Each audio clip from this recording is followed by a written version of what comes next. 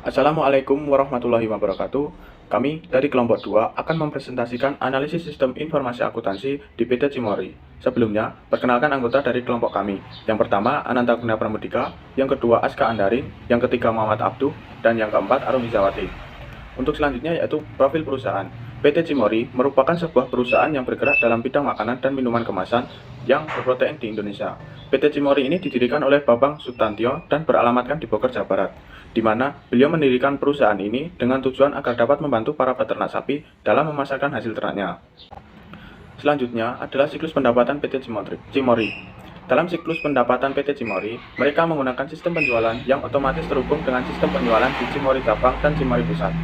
Alur informasi siklus pendapatan yang pertama, di mana bagian penjualan menerima pesanan dari pelanggan yang datang secara langsung dan melalui media online shop. Departemen-departemen yang terkait dalam siklus pendapatan adalah Departemen Marketing, Penjualan, dan Gudang. Berikut adalah diagram konteks siklus pendapatan, di mana dalam diagram konteks siklus pendapatan PT Cimory ini ada 7 pihak yang saling berkaitan dalam siklus pendapatan. Selanjutnya adalah diagram alus data level 0, di mana pada DFD level 0 ini ada 3 aktivitas utama, yaitu entry pesanan penjualan, penagihan, dan penerimaan kas. Untuk selanjutnya yaitu kelebihan dan kekurangan dari siklus pendapatan. Untuk kelebihan, yang pertama yaitu pencatatan penjualan secara tepat waktu. Yang kedua, mengirimkan barang secara tepat waktu. Yang ketiga, mencatat pengeluaran kas dengan cepat waktu. Yang keempat, mencatat penerimaan kas dengan tepat. Dan yang terakhir yaitu mengirimkan uang kepada pemasok dengan cepat. Kekurangannya, yang pertama yaitu kinerja yang buruk, yang kedua data induk yang tidak akurat, yang ketiga pesanan tidak sesuai, yang keempat adanya piutang yang tidak tertagih, dan yang terakhir yaitu kesalahan pengiriman. Untuk selanjutnya yaitu ancaman dan pengendalian dari siklus pendapatan. Ancaman yang pertama yaitu kehilangan pelanggan. Dengan pengendalian, membuat database pelanggan, memberikan pelayanan yang baik kepada pelanggan. Yang kedua, kehabisan atau kelebihan stok persediaan. Dengan pengendalian, membuat prediksi penjualan menggunakan sistem persediaan perpetual. Yang ketiga yaitu ancaman pencurian kas dengan pengendalian pemisahan tugas dan setoran harian penerimaan kas. Dan yang terakhir yaitu barang yang salah dengan pengendalian membuat rekonsiliasi pemilihan barang. Untuk yang kedua adalah siklus pengeluaran kas. Kemudian yang selanjutnya proses bisnis siklus pengeluaran. Yang pertama adalah proses bisnis pembelian. Dalam aktivitas pembelian ini, PT Cisarua Mountain Dairy atau PT Cimory melakukan pemesanan secara langsung maupun secara online ke vendor atau supplier untuk kebutuhan botol dan kemasan. Untuk proses bisnis yang kedua adalah penerimaan dan penyimpanan barang. Dalam proses pembayaran, barang persediaan PT Cimory dilakukan oleh kantor pusat, sebagaimana seperti pada proses pemesanan atau pembelian awal. Kemudian setelah penerimaan barang oleh kantor pusat, barang-barang tersebut akan disalurkan ke masing-masing cabang. Untuk yang selanjutnya adalah arus informasi siklus pengeluaran. Arus informasi yang terjadi pada siklus pengeluaran kas PT Cisarua Mountain Dairy atau PT Cimory adalah adanya pengendalian persediaan dalam gudang yang perlu dilakukan back order. Biaya-biaya yang dikeluarkan dalam suatu periode dalam PT Cimory termasuk ke dalam siklus ini. Semua biaya dan operasi dilakukan dalam siklus pengeluaran. Siklus pengeluaran kas berhubungan dengan semua departemen-departemen yang terdapat pada PT Cimory.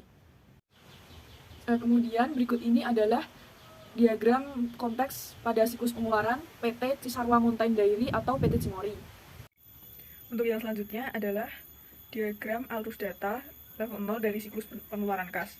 Di sini ada 3 aktivitas utama. Untuk yang selanjutnya adalah analisis kekurangan dan kelebihan siklus pengeluaran. Yang pertama, kelebihan siklus pengeluaran, yaitu kebutuhan untuk persediaan barang akan teratur. Yang kedua, terstruktur dalam menempatkan pesanan, menerima, dan menyimpan barang. Yang ketiga, ketepatan dan kesesuaian kewajiban pembayaran. Yang keempat, pengeluaran kas menjadi lebih terstruktur agar sesuai dengan keperluan atau tidak melebihkan maupun mengurangkan. Nah, kemudian untuk yang selanjutnya adalah kekurangan dari siklus pengeluaran kas. Yang pertama, ketidaksesuaian data pokok atau data induk pada daftar pesanan. Yang kedua, menerima barang untuk persediaan yang bukan pesanannya.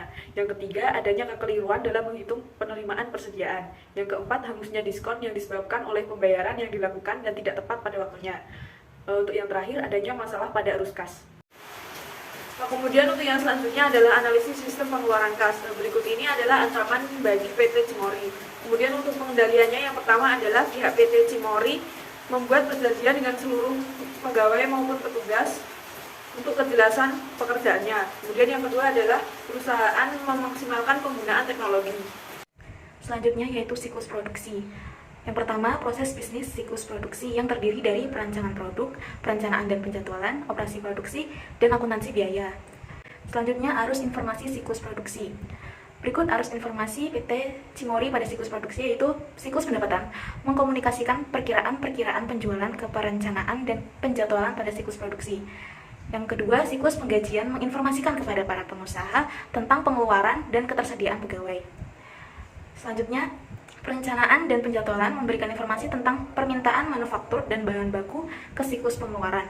Berikut diagram konteks dari siklus produksi di perusahaan ini. Selanjutnya yaitu gambar diagram level 0 siklus produksi perusahaan PT Cimory. Selanjutnya, analisis kelebihan dan kekurangan siklus produksi. Kelebihan dari siklus produksi perusahaan ini yaitu persediaan produk jadi selalu tersedia, produksi barang lebih cepat karena menggunakan mesin, dan pelaksanaan produksinya terstruktur. Untuk kelemahannya sendiri yaitu kemasan produk banyak yang rusak, produk telah melewati tanggal kadaluarsa, dan persediaan terlalu banyak. Selanjutnya, analisis sistem pengendalian internal siklus produksi. Berikut ancamannya dan pengendaliannya. Untuk pengendaliannya, yang pertama yaitu memeriksa fisik barang selama pengiriman dan lebih berhati-hati lagi dalam menangani barang ketika sampai di toko. Yang kedua, meningkatkan kualitas produk. Yang ketiga, kontrol produk secara teratur. Yang terakhir yaitu buatlah rencana dan berhati-hatilah dengan nomor pesanan. Selanjutnya ada siklus penggajian dan SDM. Proses bisnis siklus SDM dan penggajian. Yang pertama, mempekerjakan dan perekrutan karyawan baru. Di dalamnya terdapat perekrutan karyawan baru, interview, penerimaan, kurikulum vitae atau CV. Yang kedua ada karyawan. Di dalamnya terdapat absensi fingerprint, pembagian tanggung jawab pekerjaan karyawan, gaji turun di akhir bulan, dan bonus diberikan jika melampaui target. Yang ketiga ada training. Selanjutnya ada arus informasi siklus SDM dan penggajian. Yang pertama ada memperbarui database untuk penggajian. Yang kedua ada pemeriksaan ulang data kehadiran pegawai. Yang ketiga ada merancang penggajian. Yang keempat ada mengeluarkan penggajian. Dan yang terakhir adalah menyelesaikan potongan pajak. Berikut adalah diagram konteks siklus SDM dan penggajian. Dan selanjutnya ada diagram arus data level 0 siklus SDM dan penggajian. Selanjutnya ada analisis kelebihan dan kekurangan siklus SDM dan penggajian. Yang pertama ada kelebihannya. Kelebihan yang pertama ada penghasilan terukur, uang tunai lebih fleksibel, lebih banyak fasilitas. Kelemahan dari siklus SDM dan penggajian adalah kurangnya fleksibilitas karyawan, tidak ada uang lembur, dan mobilitas rendah. Selanjutnya ada analisis sistem pengendalian internal siklus SDM dan penggajian. Terdapat di dalamnya ada ancaman dan pengendalian. Ancamannya adalah berupa pencurian oleh petugas kasir karena merangkap bagian gudang.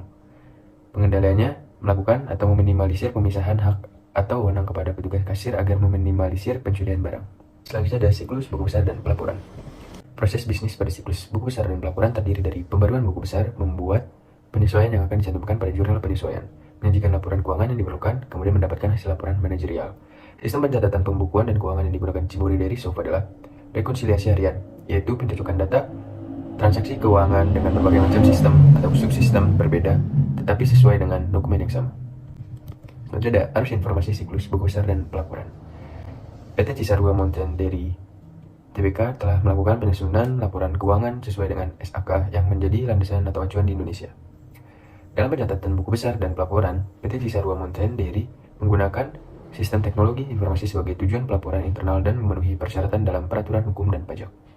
Untuk penyajian arus kas, perusahaan melakukan pencatatan dengan metode penyajian langsung, yang berisi penerimaan serta pengeluaran kas dan setara kas yang dikelompokkan pada aktivitas operasi, investasi, dan pendanaan.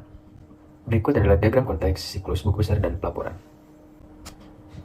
Yang selanjutnya adalah diagram arus data level 1 siklus buku besar dan penggajian. Berikut ada analisis kelebihan dan kekurangan siklus buku besar dan pelaporan. Kelebihan yang pertama adalah menyajikan informasi yang benar dan dapat dipertanggungjawabkan tentang transaksi pemesanan. Yang kedua ada menjaga keseimbangan debit dan kredit, menyajikan laporan keuangan yang tepat, mempertimbangkan perlunya jurnal penyesuaian, dan pemberian informasi kepada pihak eksternal. Kelemahannya adalah adanya kesalahan dalam memperbarui buku besar, adanya penjurnalan yang tidak benar, kesalahan dalam posting, akses tidak sah ke buku besar, dan kehilangan atau kerusakan data buku besar. Selanjutnya ada analisis sistem pengendalian internal siklus buku besar dan pelaporan. Ada ancaman dan pengendalian. Ancaman dari siklus ini adalah data yang ada di buku besar tidak benar atau terdapat kesalahan. Pengendaliannya, semua perubahan buku besar harus diverifikasi. Selain itu, manajer toko harus mengawasi semua operasi mesin kasir dan pengeluaran harian. Karena pengelolaan toko bertindak sebagai kasir, maka harus ada pihak lain yang menjadi pengelola seperti regional manager yang secara rutin melakukan inspeksi di cabang-cabang. Terima kasih.